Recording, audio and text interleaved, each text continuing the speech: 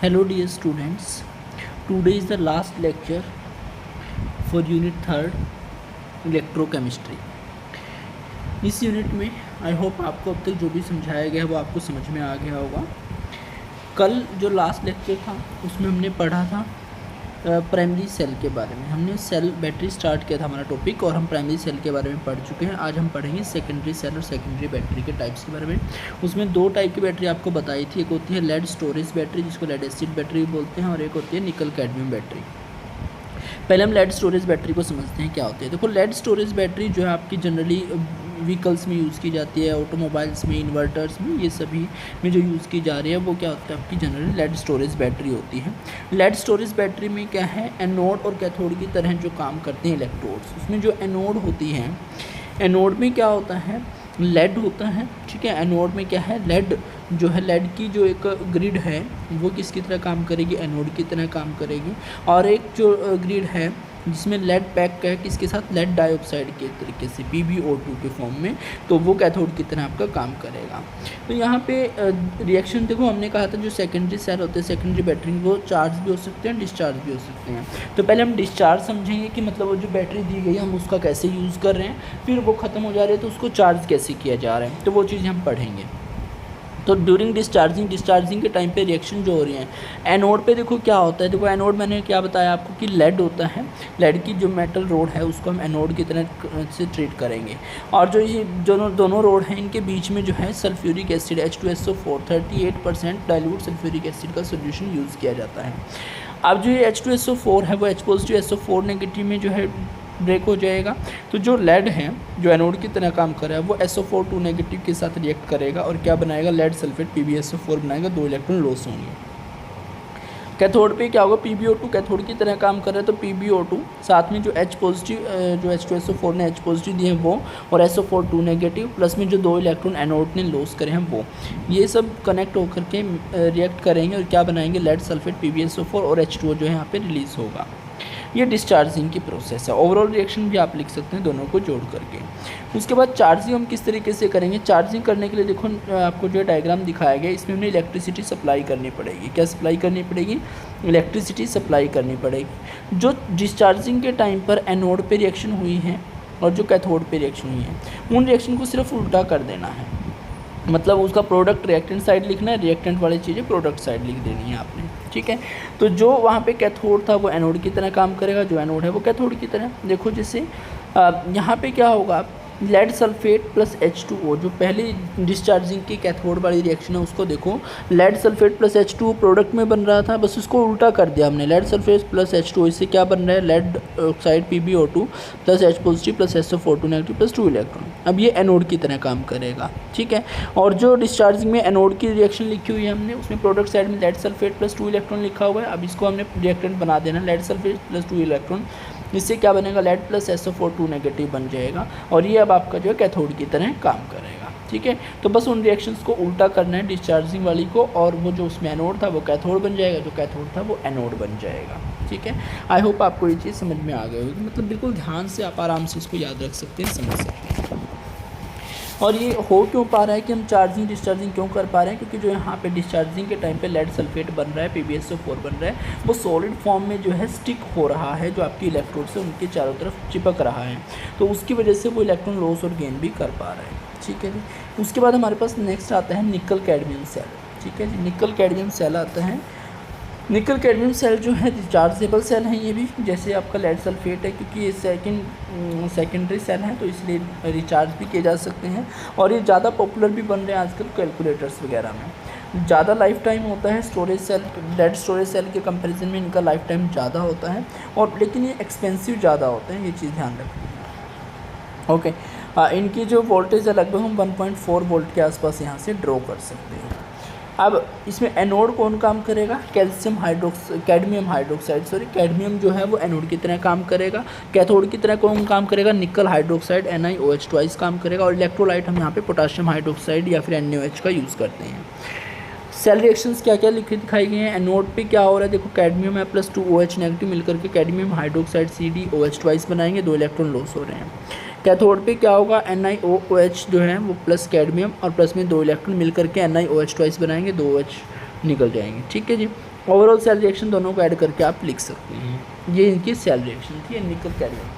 इसमें सिर्फ आप बस ध्यान रखना है जो ये रिएक्शन जो दिखाई गई है डिस्चार्जिंग की रिएक्शन है। अगर आप चार्जिंग की रिएक्शन लिखना चाहते हैं तो इनके प्रोडक्ट को रिएक्टेंट बना दो, रिएक्टेंट को प्रोडक्ट बना दो। जो यहाँ पे एनोड है उसको कैथोड बोल देना, जो कैथोड है वो एनोड बोल देना। बस इतना काम करना है। ये निकल कैडमियम सेल है आपका। उसके बाद हमारे पास इंपॉर्टेंट टाइप आता है जी फ्यूल सेल का। किसका आता है? फ्यूल सेल का।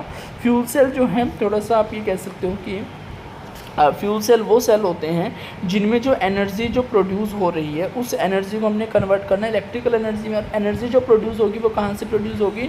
फ्यूल्स के कंबशन से प्रोड्यूस होगी। फ्यूल्स जैसे कि हाइड्रोजन है, मीथेन है, मिथेनॉल है, इन फ्यूल्स के कंबशन से जो एनर्जी प्रोड्यूस हो रही है उस एनर्जी को डायरेक्टली हम इलेक्ट्रिकल एनर्जी में कन्वर्ट कर सकते हैं।